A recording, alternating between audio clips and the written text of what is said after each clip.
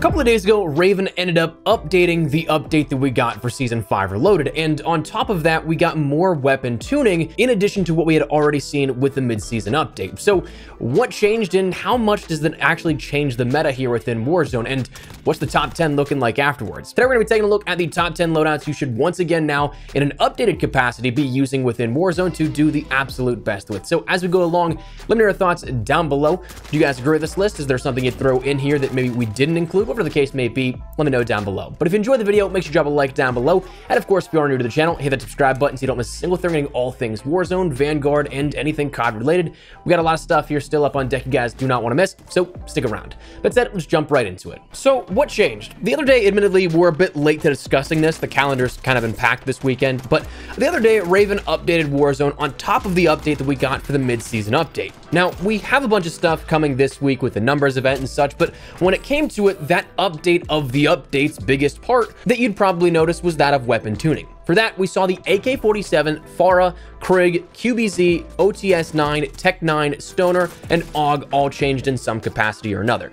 So for a quick rundown or perhaps recap to some, the AK-47 saw an adjustment to the gun kick, the Fara saw a maximum damage decrease from 29 to 25, a minimum damage decrease from 25 to 23, a head multiplier increase from 1.35 to 1.56, a neck multiplier increase from 1 to 1.2, and an upper torso multiplier increase from 1 to 1.5. These changes make it a little bit more competitive here, but also kind of bring it in line with those other easy to use weapons, if you will. Not necessarily the true overpowered powerhouse that it could be without those damage decreases, but with the multipliers increased, it gives you some situational benefits here with it. The Krig 6 saw a recoil increase and a neck multiplier decrease from 1.3 to 1.1. They said, and I fully believe it, it's an entry-level AR for long range, and as such, it should be a stepping stone more so into skilled weaponry as opposed to just the all-around best rifle available.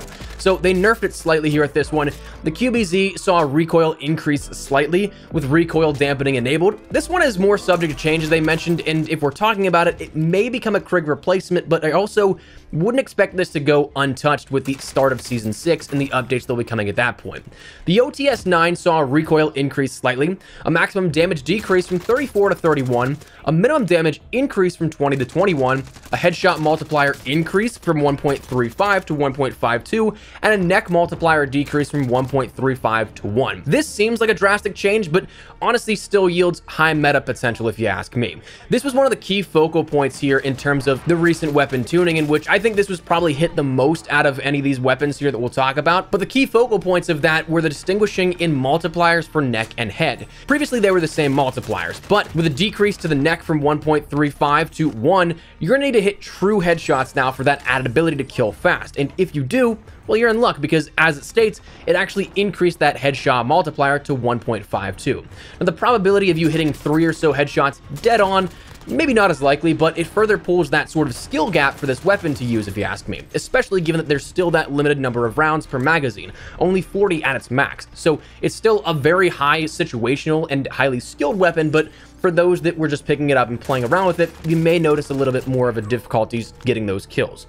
The Tech-9 had a maximum damage decrease from 26 to 24, the minimum damage was decreased from 24 to 22, the neck multiplier increased from 1 to 1.1. This one a bit more inconsequential to the meta, if you ask me. The Tech has some potential in Warzone, but with these decreases here and the nerfs to it, it's not really helping its case, and also beforehand, it just didn't really fit the meta, in my opinion, currently. But then we had the Stoner, which had a recoil adjustment, gun kick adjustment, and a raised interrupt time increase from 0.8 to 1 second flat.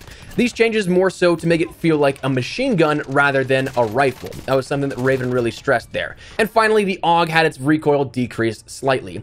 This was to bring it more in line with the usable category of weapons, though I'm not expecting this to be meta again anytime soon. So what's this do for our top 10 then? Well, our last top 10 that we talked about a little over a week ago at this point, right after the update came out, was the Fara, OTS-9, C58, Bullfrog, Stoner, Krig, MAC-10, QBZ, and PPSH, with our standard sniper covering that long range of the Swiss. Half of those weapons were adjusted in this recent meta shifting update, with substantial changes to the OTS-9, Stoner, Krig, and Fara in some regard. And I say substantial as I'm considering it sort of knocking it down a peg or bringing it up in some base capacity. Now, for changes, I'd say there's a lot of these that still rank in the top 10, but I'd say that most of these shift up and down that ladder of the power rankings instead of entirely out of it. The OTS-9, I think, is now no longer definitively the best SMG for all-around play.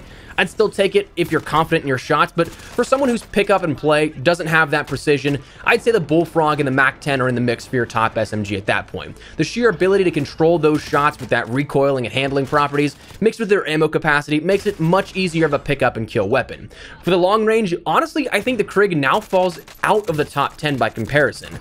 It for sure is absolutely still usable and is that stepping stone that Raven discussed, but sheer competitive nature and time to kill, it doesn't do the Krig is king justice anymore. You can absolutely still use it and pick people off from a distance, but if you're in a 1v1 gunfight with return fire coming back at you, you may lose that in terms of sheer values of damage properties alone. When you talk about a replacement here, what moves into the top 10, I'd say for rifle and long range play, maybe the MG82 and the Grau have great potential here. The MG82 has the decimating power with that rate of fire and the ability to land shots that makes this one of the best long-range TTKs in the game at 590 milliseconds. Now, will that be the case always, a super fast TTK? If you're landing every shot, sure, but reality sets in that you're gonna miss a couple here and there, so it's still certainly something you can capitalize on. The Grau now, I think, is in long-range play pretty viable because it just beats out the Krig, which is why it has that potential again. The incredibly easy to manage recoil, decent rate of fire, and all allows for this thing to have a TTK of 822 milliseconds, while the Krig is currently sitting at 920 milliseconds, which can help out greatly. The Stoner and Fara still stay in play, I think, slightly shifting, I'd say, a little bit, and the QBZ is still that wild card to me. I'm definitely reluctant to use it, but it's still usable. The C58, though remaining untouched, I'd still say is one of your best bets in regards to rifles, but that comes with a catch. Again, this being a more skilled rifle as opposed to something, say, of the Fara. But anyways, here's my top 10 loadouts that I would suggest. The C58, Agency Suppressor, 18.7-inch Ranger Barrel, Axial Arms 3x Optic, 55-round drum, and the Field Agent Grip. The Bullfrog, I'd say the Sound Suppressor, 7.4-inch Task Force Barrel, Tiger Team Spotlight, KGB Skeletal Stock, and Serpent Wrap. The Fara, I'd say the GRU Suppressor, 18.7-inch Spetsnaz RPK Barrel, Axial Arms 3x Optic, Spetsnaz 60-round mag, and the Spetsnaz Grip. The MAC-10, I'd say the Sound Suppressor for that additional ADS speed and sprint to fire speed upgrades. You don't necessarily need the Agency Suppressor, though it is preference-based. I'd take the Task Force Barrel, Tiger Team Spotlight, Raider Stock, and the 53-round drum mag. The Stoner, I'd say the Agency Suppressor, Task Force Barrel, 3x Optic, Raider Pad, and Field Agent Grip. The MG82 here, the new introduction to the top 10, I'd say is Agency Suppressor, Task Force Barrel, Axial Arms 3x Optic, Raider Stock, and the Serpent Wrap. You want to control that, but also still have the ability to be mobile with it. The Grau, that other possible introduction here to the top 10 that could be a replacement to the Krig, I'd go Monolithic Suppressor, Tempest 26.4-inch Archangel Barrel, Commando foregrip, 50 or 60 round mag. The difference between the ADS difference is literally one frame. And if you really want to make this thing a laser pointer, the Cronin Sniper Elite for added recoil control, though I would sacrifice that if you're playing a longer range for a 3x optic, giving you a bit more precision over distance. The OTS-9, I take the Sound Suppressor as I normally do. A lot of people will say you want that GRU suppressor for the added damage range, but personally, I don't feel like I need it. I'm using it for close quarters and mid-range max, so it's entirely preference-based. I just go with that Sound Suppressor. The Task Force Barrel, KGB Skeletal Stock, Serpent Wrap, and 40-round Fast Mag. I will say, though, if you feel like you need some help with that recoil now with the adjustments, sacrifice that Serpent Wrap for a grip. That's probably the most expendable piece to this build, in my opinion. Then the PPSH is another SMG alternative that I think is a ton of fun. You have the Sound Suppressor, Task Force Barrel, Tiger Team Spotlight, Spetsnaz PKM Stock, and the 71-round Drum Mag. The QBZ rounding out our sort of mainline weapons that you can play around with in its entirety is the Agency Suppressor, Task Force Barrel, Axial Arms 3x, Field Agent Grip, and the 60-round mag. And finally, our last weapon of the Swiss is a Sound Suppressor, 24.9-inch Combat Recon Barrel, SWAT 5mm laser, the 7-round mag, and the Serpent Grip for those added handling attributes. So that's your top 10 in my opinion here after this update. Again, some weapons just more so consciously shifting up and down that ladder of the power rankings, but